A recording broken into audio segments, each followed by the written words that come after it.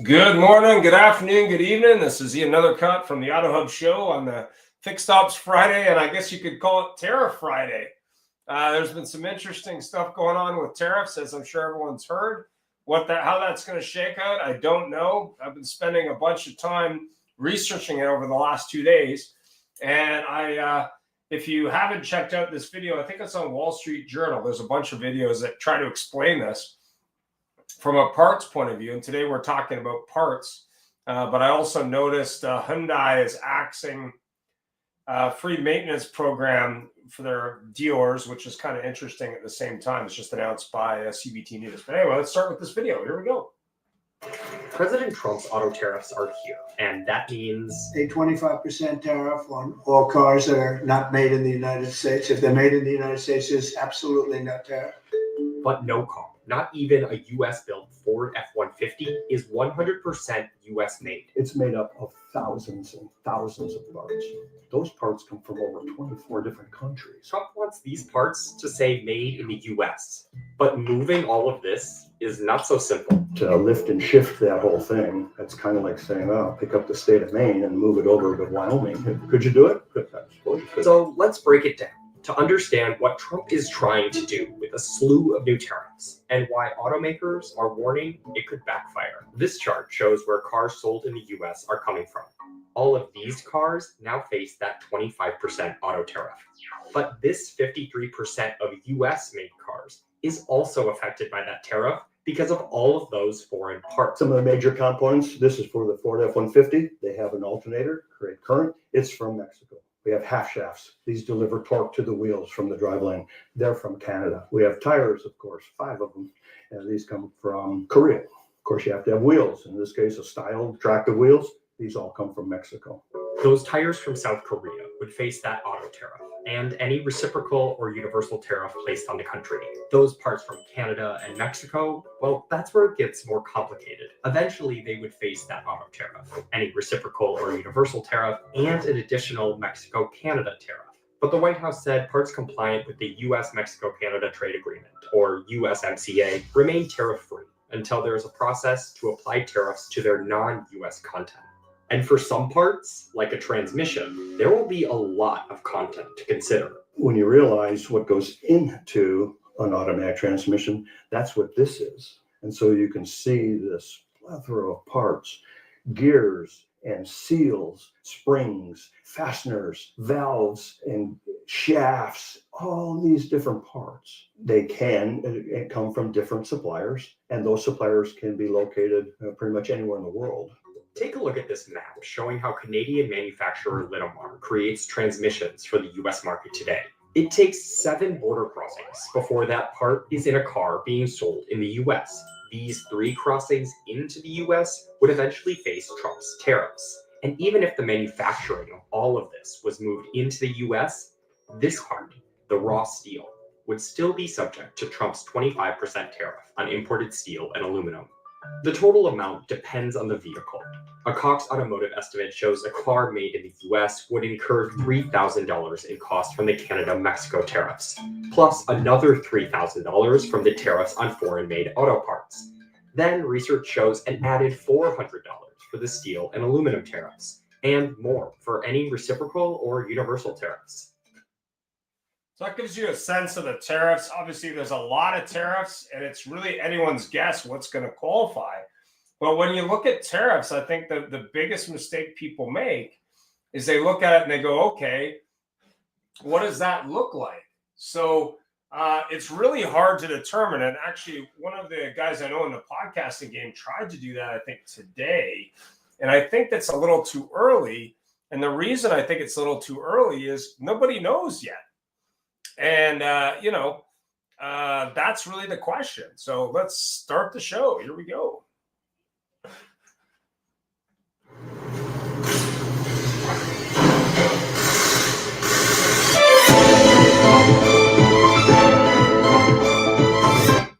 And welcome to the Fixed Ops Show. So we do have myself and Marshall. We'll probably have a couple other people drop in, however that goes today. But I wanted to start today with showing a little bit. This is actually something that was just dropped on LinkedIn today from Hyundai. On the service side, the complimentary maintenance program is going away from 2026 for Hyundai models. So I thought that was kind of interesting. But more importantly, when you look at the car business in reference to parts pricing, because that's really what it comes down to in terms of pricing. Really the question is, what's that going to mean from a customer pay perspective? But more importantly, what's that going to mean from an inventory perspective? So I had a discussion with a good buddy of mine earlier on today. I did an interview with him on the service side of the house. He started out on the sales side of the house, but we were talking a little bit about service, but more importantly, how service writers, business owners, and technicians should handle this increase in cost. Now, we all know there's some people in the automotive sector have said, hey, we should be increasing door rate. We should be insulating our employees in terms of what that looks like, in terms of the costs of life are going to increase. So obviously your door rate might need to increase. But the other thing that was kind of interesting, specifically talking about Hyundai, is they said they were going to freeze their new car pricing for people who buy their new cars. But it looks like the complimentary maintenance is going to be something they sell. I was also talking to a good friend of mine in the Virginia market this afternoon, actually earlier this morning, in reference to how banks and how manufacturers are dealing with this current reality on the sales side of the house, the service side of the house, the finance side of the house, and just automotive in general. She happens to work for an automotive dealer that owns a number of locations, including a Honda store. So we were talking a little bit about Honda, and she was talking a little bit about what Honda Finance was talking about, but also what the internal conversations in the dealership were about. Number one, there's an opportunity for dealers to probably pick up some prepaid maintenance on the service drive and explain this to customers in a very frank way, saying, hey, chances are your service is going to increase. So you might want to consider prepaid maintenance if you didn't buy it on the new vehicle when you bought it. But more importantly, there may also be an opportunity for dealers who maybe have an inventory of parts to say, hey, let's share those savings with the in-stock parts with customers who maybe didn't pick up those parts they ordered or just need those parts. But also the other thing that was kind of interesting in the conversation I had earlier today, specifically around the parts and service side of the house, was number one, explaining it to customers that the price of service will increase because parts pricing is going to increase, and chances are your labor rate will increase to cover those costs for the employees. You can also basically empower your service writers with the ability to maybe have some flexibility with customers that maybe you're getting hit with sticker shock in the service drive. Cars are more expensive than they've ever been. I see car prices only continuing to increase, whether it be new car pricing or even used car pricing, depending on the market you're in, especially when you look at tariffs and also probably availability, much like it was a couple years ago in the heady days of the pandemic, when really it was an order item. Manufacturers are already starting to reduce capacity in terms of build because they're not quite sure how to react to this. And if you are available on Monday morning, we're going to be talking about this on Monday's show about the impact of tariffs, because from an operations point of view, you need to know what your best moves are to get ahead of it. And when you're looking at rate increases, labor rates, door rates, cost of service, all these things, may or may not increase. We don't know yet.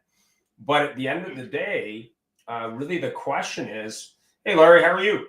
The question is, as we look at tariffs as a challenge and an opportunity, what do you think, Larry, on the labor rate side? Do you think dealers should increase labor rates in the service side of the house?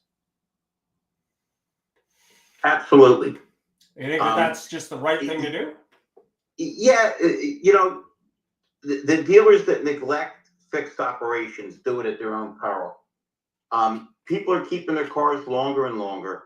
We see constant threats with OEMs as far as the cars they're building, they're not building, what's available, what's not available. But the one thing that's constant is people have to come in for service. And as long as you're smart and fair about tires and oil changes and don't lose people over that crazy stuff, they still have to get their cars repaired and they still want it done at a place where it's legitimate, where they're authorized. So I don't see any reason with that. I've seen dealers discount internally their own cars to put on the lot. Well, that doesn't make any sense anyway. That's a cost that you absorb and pass on as a retail thing, but you don't want to cheat yourself on a wholesale level or on a level with fixed operations. Well, it's interesting. That's a great point. It was interesting today. I was doing an interview on a fixed ops trainer with a fixed ops trainer that'll be out later this week, earlier today. And the thing that was interesting, what he said, which kind of reminded me a little bit of Nordstrom's, he said, you're going to have those customers come in and go, damn, my fucking service costs just went up.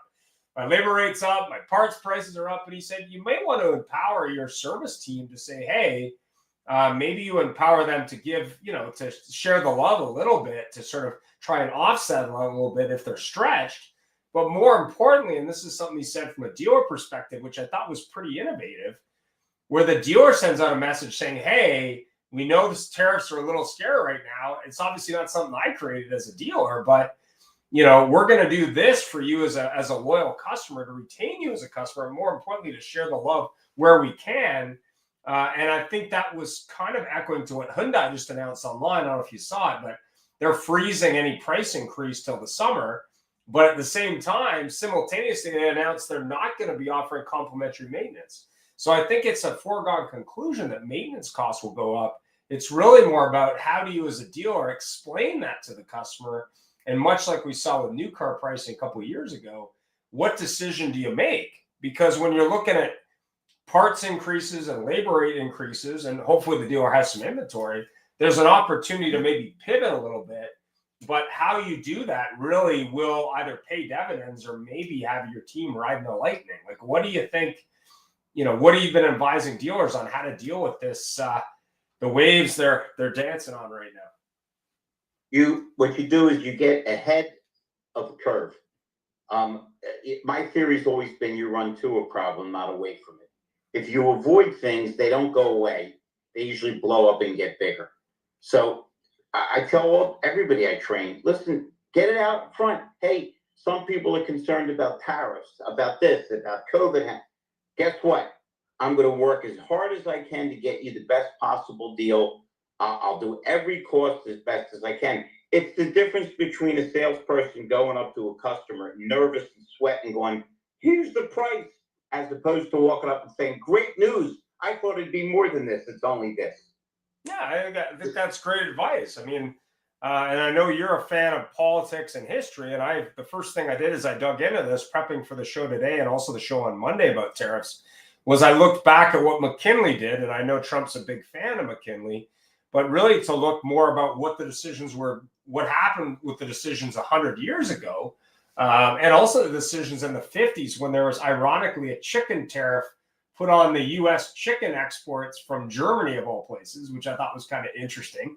But, what do you think the long-term answer for a dealer or the automotive industry is for this? Like, what do you think on the service side of the house? Like, what do you think people are going to do?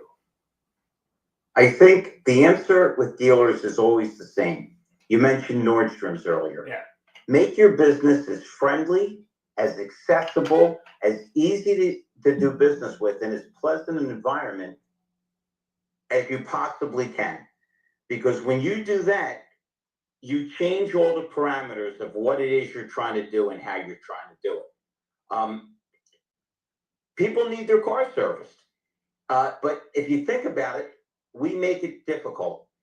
Think about, you've heard the same horror stories I have. People call to make a service appointment and they say, yeah, we can get you in 3 weeks. Sense does that make?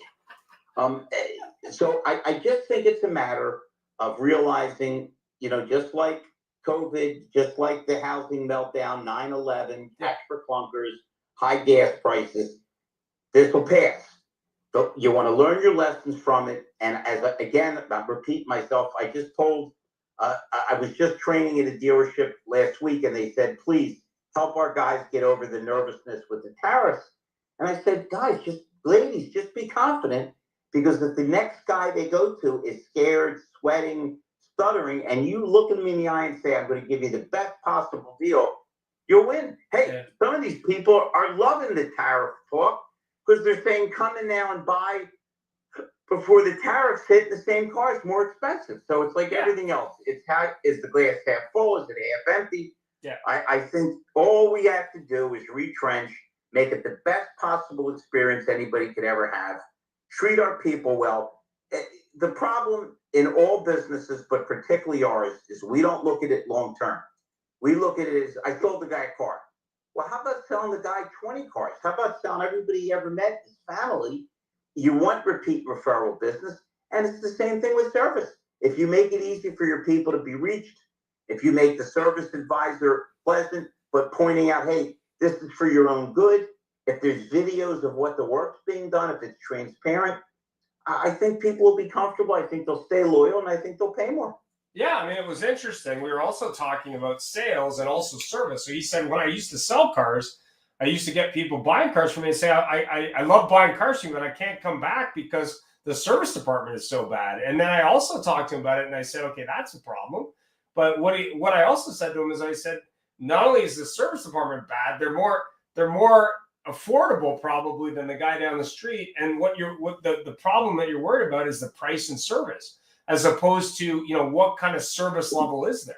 And I think when it comes down to it, when you look at what's been going on with new car price a couple of years ago, that may come back, but it's really a decision the dealer has to make from a point of view of, how are we going to handle it? And to your point, how do we react to it? So I had the opportunity last night to watch a quick video about the top 15 longest running businesses on planet Earth. And one of the longest running businesses on the planet is actually a hotel in Japan that's been operating since 500 AD. So they were renting rooms to samurai when they were warring factions at the same hotel back when that was not really a thing you did.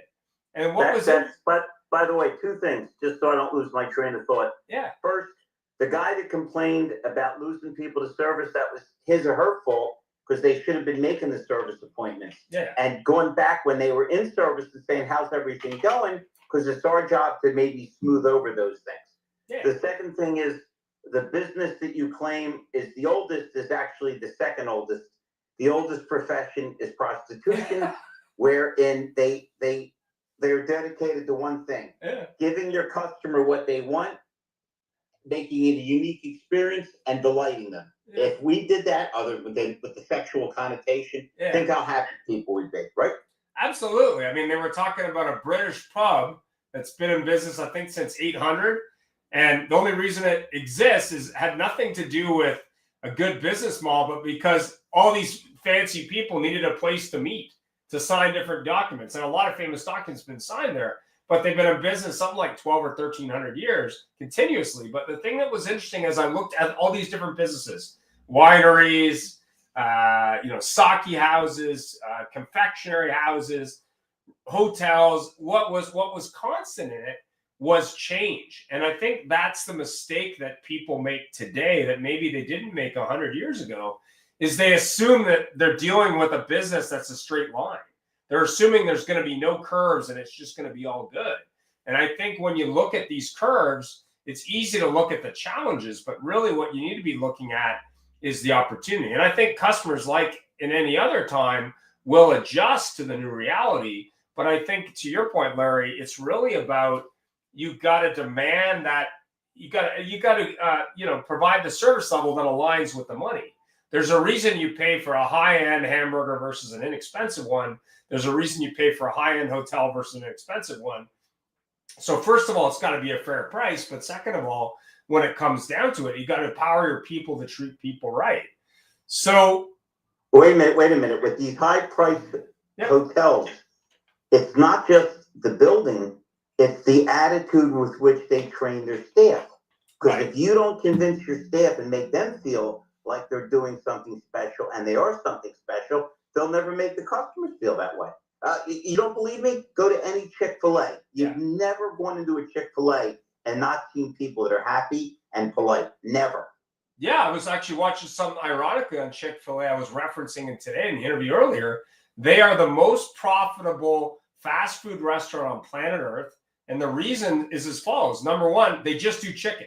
They don't get fancy. It's chicken. That's what they do. They do it 6 days a week. They don't open Sundays because the founder is a religious guy.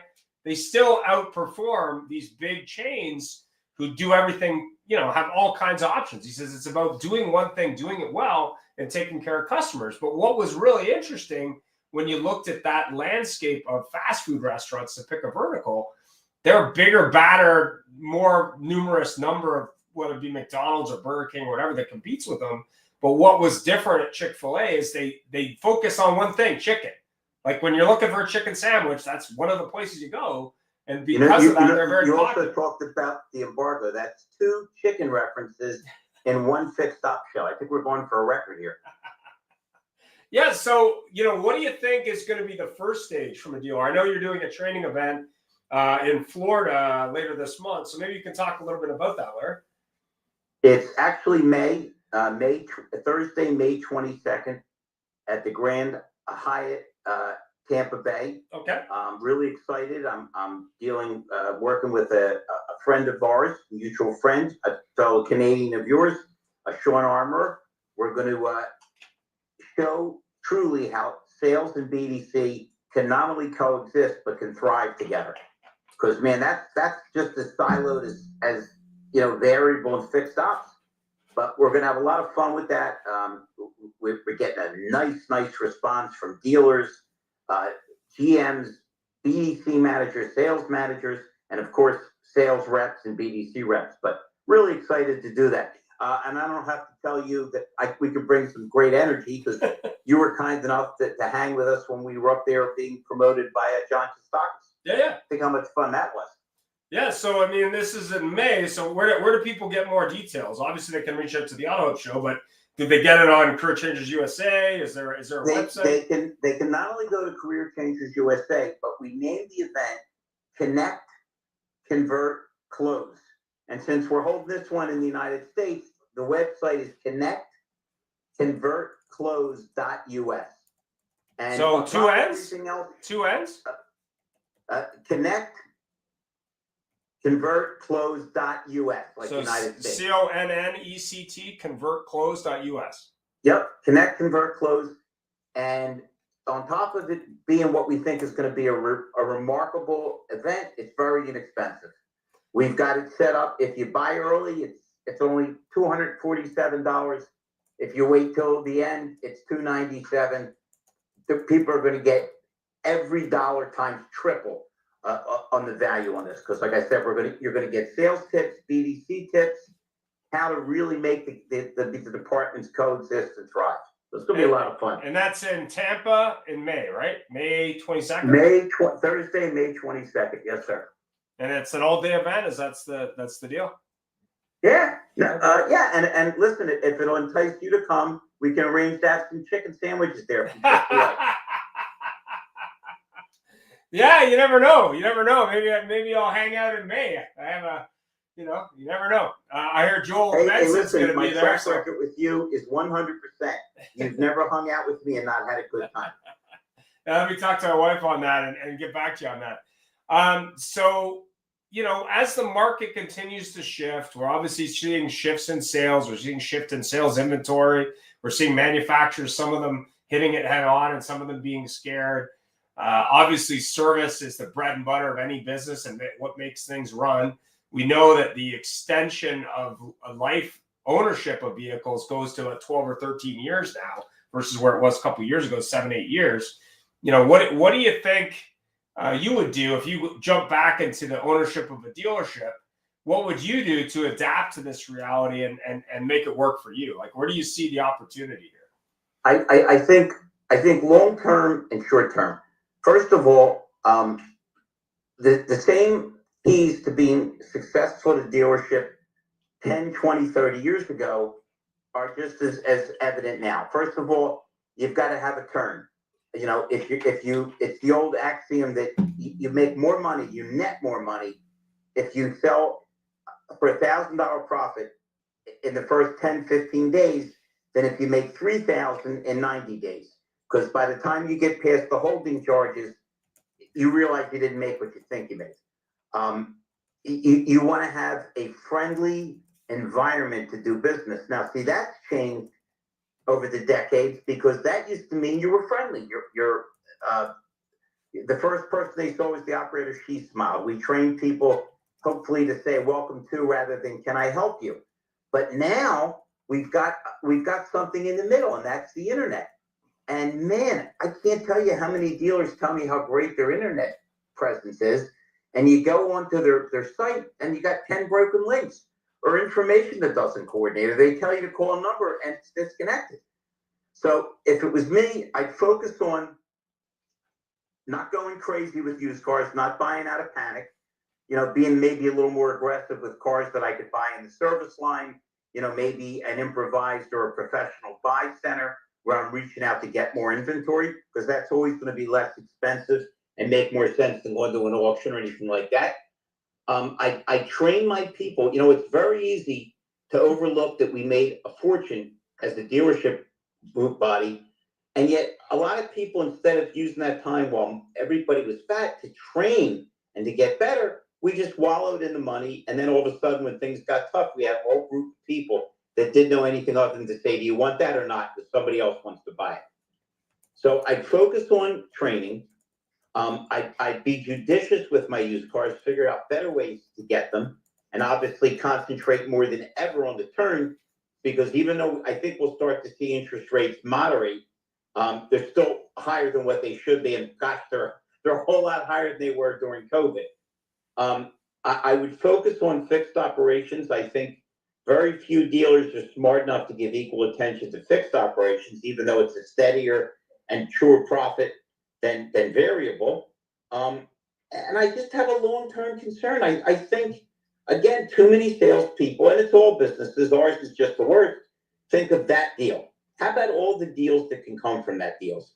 How about the strength of repeat referral is better than 100 advertising agencies?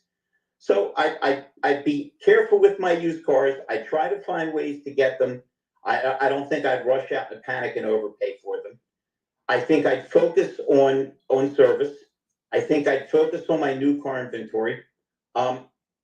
Again, as much panic as there is with some people are overjoyed because they've been telling their customers, listen, why don't you buy now before the tariffs hit, these prices get higher? So they've been using it as a plus, not a negative. Yeah, I think they But were it's saying the same thing. Listen, people lost their mind under Jimmy Carter. Interest rates were insane. Yeah. When 9/11 came, we didn't know if we'd be at war, what would happen. With the housing meltdown, there's been so many things. COVID, it's the end of the world. We ever get over the image? It's like a bad horror movie or a sci-fi movie. You'd go past the dealership that usually has 400 cars, there'd be 7 cars in the lot. Guess what? We survived. So I think it's a matter of looking forward, not looking backward. Don't dwell on what's right in front of you other than making your people better, bolstering your service department, giving as much attention to the new and used vehicles you have, and just use the time wisely. Train, think, focus. Wherever I go, I get salespeople saying, where can I get more business? And I say the same dumb things every time. When was the last time you were in service? If you have to think about it, that's the wrong answer. When was the last time you went back and asked for orphan files? Why, you think that might work, Larry? Well, of course it's going to work. It's the lowest hanging fruit. There are people that have already been customers. Yeah, when you look at that 13-year ownership cycle. So if I could make you an offer, Larry, you're in the car for 10 years, that would make a lot of sense to you, especially with tariffs coming and maybe the car being more expensive. Would you consider trading out of that car? Yeah, that's probably a good opportunity. But more importantly, when I was talking to this service drive trader today, he was like, yeah, like what I like to do is go in and sit in the service department for 6 to 8 hours and observe what's going on in the service department. And to your point, when's the last time a salesperson just sat there and saw all the activity? I mean, you don't have to dress as Charlie Chaplin or your favorite cartoon character, but observing the amount of activity in a service drive and seeing the value in what those people do, but more importantly, maybe learning a few things about how service to sales transitions can happen. Because I was talking about, how do you determine from a dealership perspective what training they need? And he said, well, the first step is usually to shop that store to see how bad their online booking process is, how long the wait is, all these things. But I said, at some point you got to sit and observe, right? He said, yeah. I said, so from there, how do you get the change? He says, well, if the service director isn't bought in, then there's a challenge. And I said, well, if that's the case, what do you usually look for? He says, I look for an evangelist on that side of the house. Could be a shop foreman, could be a senior tech, it could be a parts person. But more importantly, when you look at that 13 years as an opportunity to make money from customers, that's a good opportunity. Actually, we got a shout out from Jamie Alexander. Thanks, Jamie. I asked her any thoughts on parts pricing. She says, we are the car industry. We adapt. I love it. Listen, you keep in mind, many, many, many moons ago, when I was selling Hyundais, we had a problem because leasing had come into vogue. But at this point, Hyundai hadn't established itself as the fabulous brand it is. And they had very soft residuals, which meant you didn't have a good lease price available. The thing that'll pull us out eventually will be the lease turn, because that turns the turn back into a 36, 39-month process rather than a 12, 13-year process. You have a tremendous amount of people that are upside down, very strong profits on a lot of vehicles, but that'll eventually even itself out. Won't be tomorrow. We're going to see interest rates come down. That's inevitable. And you'll eventually see leasing, and keep in mind with leasing, you can afford to absorb quite a bit of inequity. Maybe not as some of we've engendered in some of these crazy deals, but I think we'll get back to a leasing cycle that makes sense. I think we'll get back to a cycle where people won't be keeping their cars 12 or 13 years. But again, as we both agree, what a perfect opportunity to bulk up your service department, where you're not prisoner to any OEM decisions. You're not prisoner to any natural disaster. You're just fixing the cars that people already have. And if it's a delightful, consistent experience, they may just wind up in your showroom buying a vehicle from you. Yeah, I mean, it's funny. I played a video at the start of the show where they really tried to demystify a lot of the, I guess, chaos or misinformation out there. It's still yet to be determined what this is really going to mean, because you're looking at it going, okay, is the car made in the U.S.? Are the parts sourced from the U.S.? Is it part of the, U.S. free trade agreement? Is that how it's going to be priced? Are components going to be different? But I mean, I think the common thread is I've read through a bunch of stuff over the last couple of days, prepping for today's show and Monday's show. And there was some news from different sources online, which I think are jumping the gun a little bit. It's yet to be determined. But at the end of the day, we know one thing: chances are pricing is going to go up. So you need to spend the time training your team going, okay, here's what's happened. We don't know how bad it is yet in terms of a price increase. But there is an opportunity to have that conversation and preempt that discussion with the customer by saying, hey, we've been advised by our government that chances are the price on products, Ian, go up. I can jump off for 1 second. I'll jump right back. Yeah, no worries. 1 second. So, 1 second. yeah, no problem. So, as I watched all these videos, be it about McKinley, be it about international tariffs, whether it be the Wall Street Journal and the videos at the beginning of this episode, if you want to rewatch it from the live feed, I will include a link. It's on the video anyway, so you can watch the entire thing. There is also information out there from various sources, including from one of my co-patriots in podcasting. I can't really comment on how accurate it is, but the thing to bear in mind is when prices increase, it's an opportunity for you as a car dealer and you as a salesman or a service writer to have that conversation with the customer. If they're putting off some service on their car because it's a declined RO, or maybe it's a cost concern, you can explain to them that, maybe that price in 30, 60, 90 days may not be as affordable as it is right now. So that may be an opportunity for them to figure out a way to do it now versus wait. And we also talked a little bit about features like prepaid maintenance, extended warranty. I mean, what an opportunity for the people in the service drive to talk to a customer about the benefits of these incredible services that will save them money over the next 30, 60, 90 days.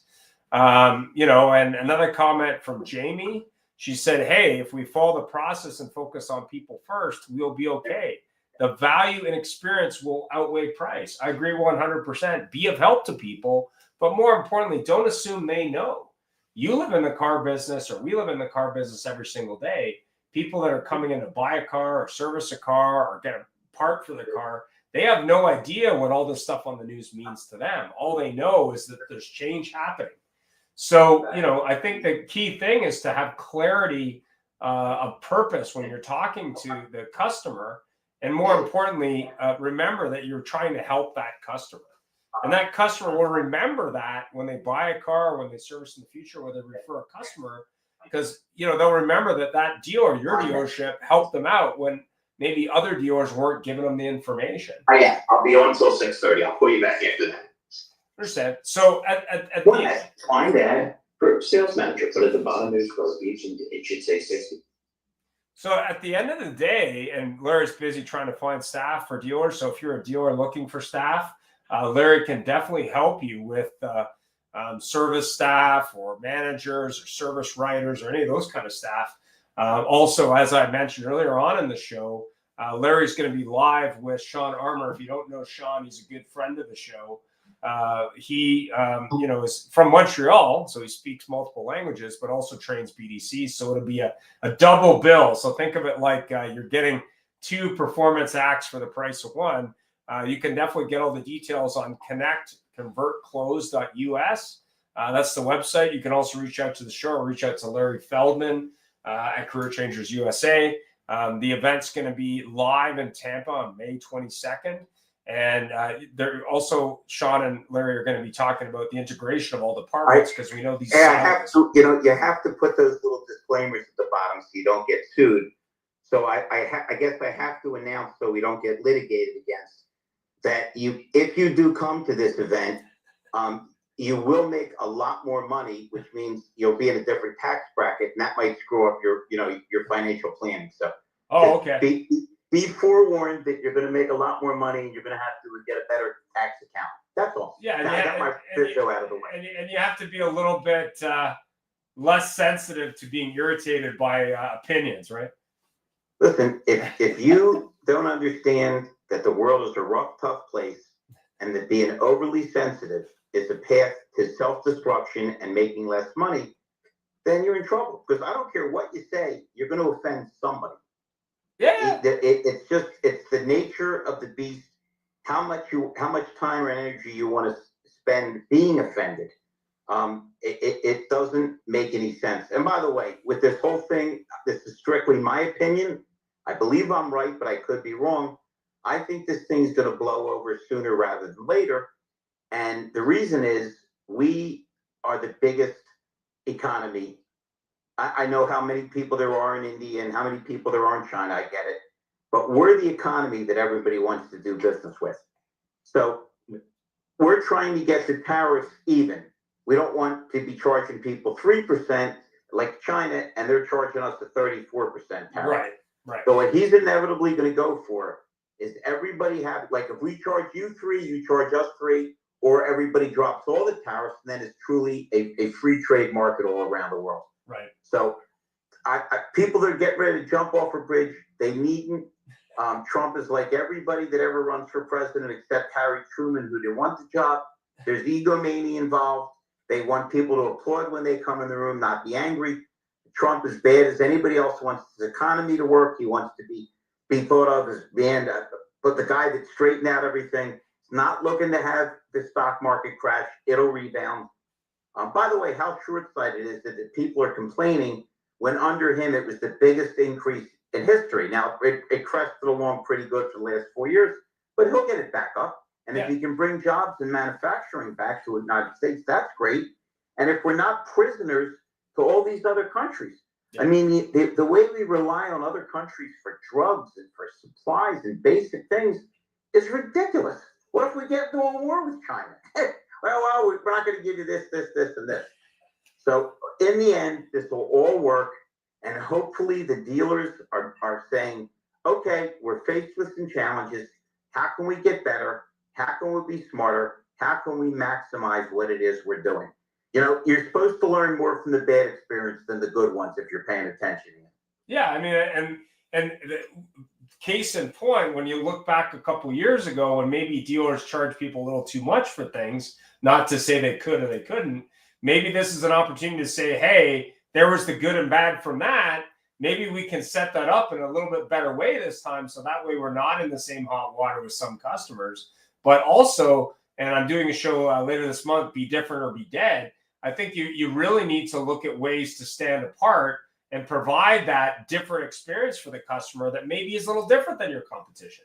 There's nothing to say you can't think outside the box, even in the car business. And to your point, from a political point of view, there's nothing wrong with changing things that need to be changed. I mean, I think there's a lot of fear because it's reactionary and no one's done this many changes this quickly. But that doesn't mean they're bad changes. It just means that you need to think ahead of that. And I think part of the challenge is people are reading the wrong things into it. They're like, my hair's on fire. What am I going to do? My hair's on fire versus where's the opportunity, right? We're a very politically split country, and people are very dug in on both sides. And that's always going to lead to people trying to attack the opposing party. If I happen to be a conservative, so I'm putting that out front. Yeah. But if you think about it, there's certain things that defy rational explanation. Mm-hmm. If you're a warmonger and people are into peace, I get it. If you're very religious and you're anti-abortion and somebody else is more liberal and therefore, I get it.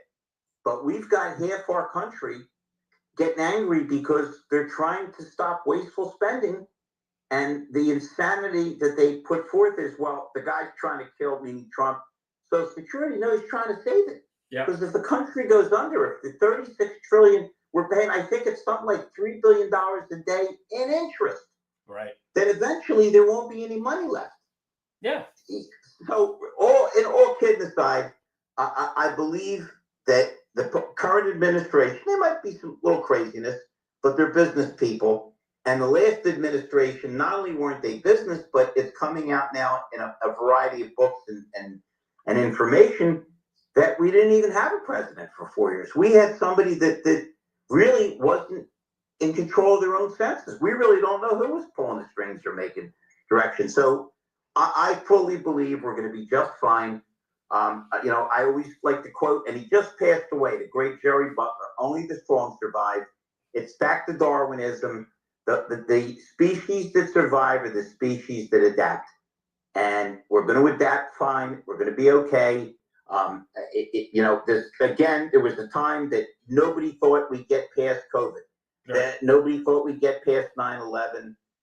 Listen, remember, you and me aren't youngsters. Remember when all of a sudden gas was crazy high, and nobody wanted big cars? It's kind of how the Japanese and smaller manufacturers really got a foothold that they never really let go of. Oh, absolutely. We got past that, and I think we're going to be fine. And I think we'll see adjustments that make sense along the way. I don't understand the purpose of panic. All panic does is spread more panic. We just have to be smart and logical about what we're doing. We control our own economies. Think about it. All the dealerships you and I have seen or helped or consulted for, it's always the same scenario. There's two guys or two ladies standing next to each other. One's making $180,000 and loves the place.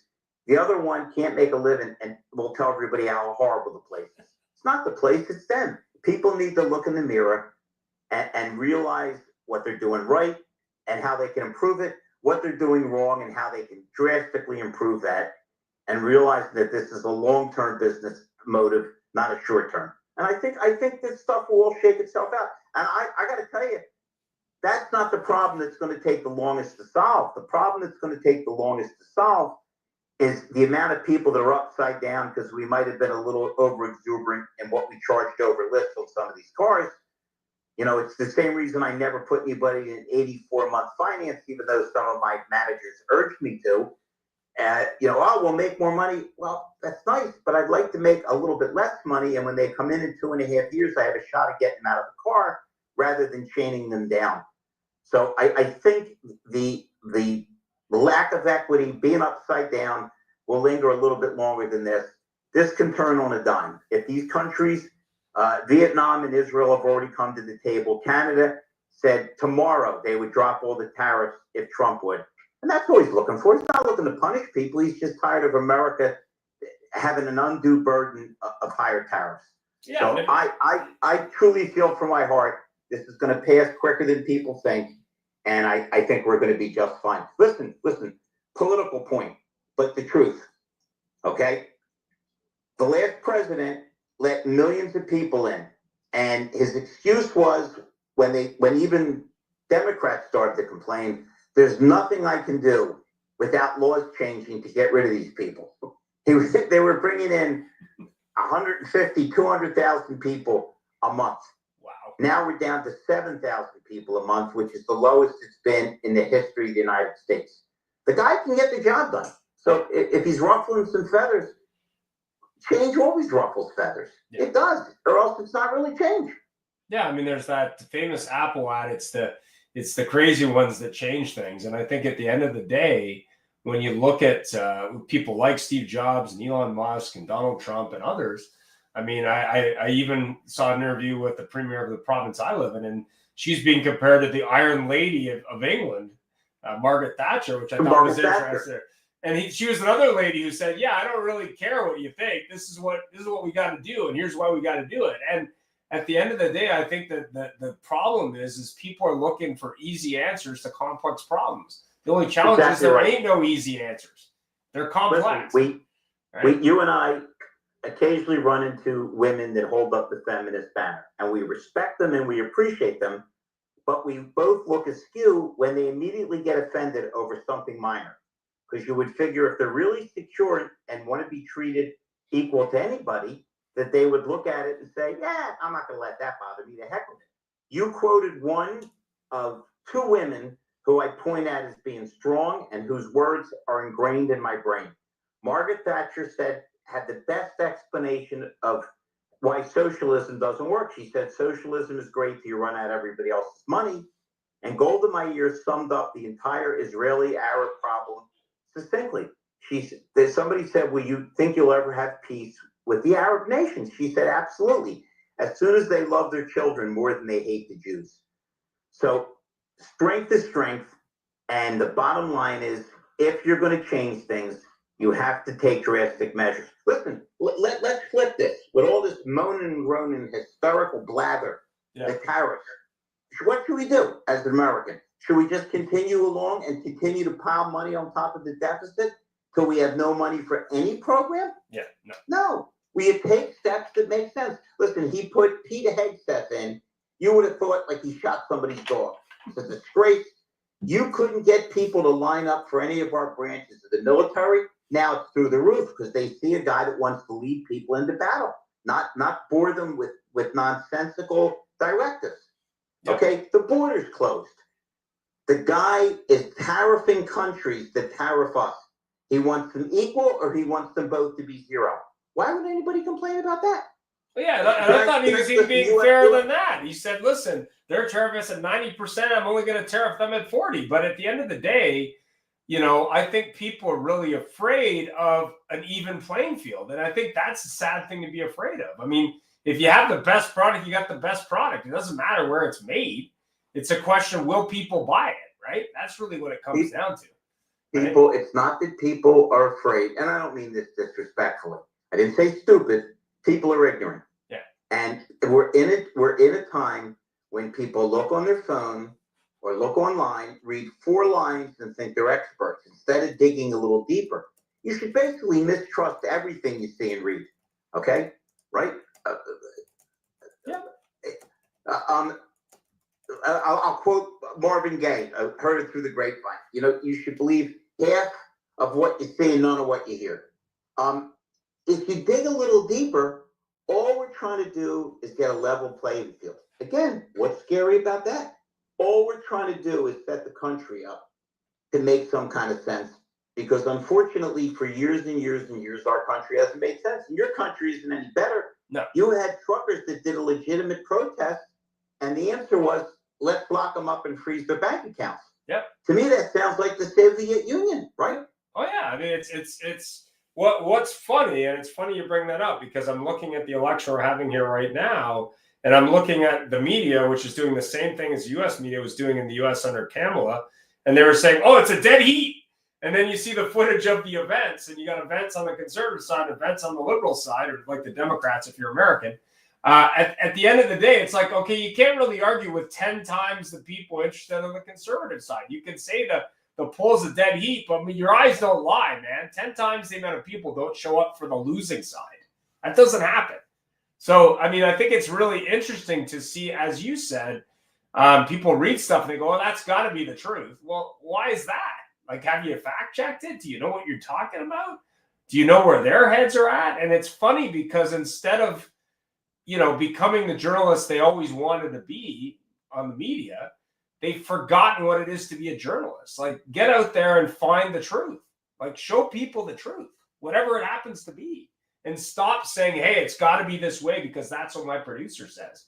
And I think that's the big problem today is that people spend too much time on these devices and not enough time thinking. And I think that's a solvable problem. But we're almost out of time, Larry. Any final thoughts on service and parts in 2025 and pricing? What do you think? Yeah. As far as pricing, a slight change won't chase any customers away on major repairs. We still have to be very conscientious to be very competitive with tires and oil changes, or we'll lose them and we won't have the opportunity to get the other work done because we've always seen how that works at dealerships. And in times like this, where people are on edge, they're nervous, they're worried, more than ever, we have to be pleasant, we have to be thoughtful, we have to be conscientious, aware of people's time. One of the biggest problems with service is communication. When people come in to buy a car, they're excited, they're happy. Nobody's real happy with service because basically, why is it broken? Why didn't you fix it last time? How long is it going to take? The more mindful we are of keeping our customers happy, making them understand how important they are to us, the easier this process will be. And I think sooner rather than later, we're going to see interest rates come down. We're going to see that the tariff thing will blow right past us because these other countries are going to buckle because they have to, not because they want to, because they need our business more than we need theirs. And that's a fact. Rock and roll. Well, if you're going or you're in Tampa area and you want to go see Larry and Sean live, as mentioned earlier in the show, you can go to the following website, which is connectconvertclose.us. You can also reach out to Larry off, obviously, careerchangersusa.com. You can reach out to us at the Auto Hub Show. If you are available on Monday, we're doing a general show on tariffs, so we'll have more details by then. But remember that it's adapter. Wait. Why don't you get Trump on Monday and we'll straighten this thing out once and for all? Yeah, that would be a great idea. Absolutely. And I think we'll have more information by then anyway, because as you say, the deck of cards is fallen by the hour. So by Monday, hopefully we'll have a totally different conversation. But the key thing is don't panic, adapt or die. Take time to learn that business is not a straight line, and do the best for your customers and your employees. And it's not the end of the world. Your hair is not on fire. There's just opportunity ahead. Have yourself a great night, Larry. To best you and your wife. Too. And have yourself a great weekend. We'll see you on Monday. We're Thank out. you, my friend. Have a good one. Ciao.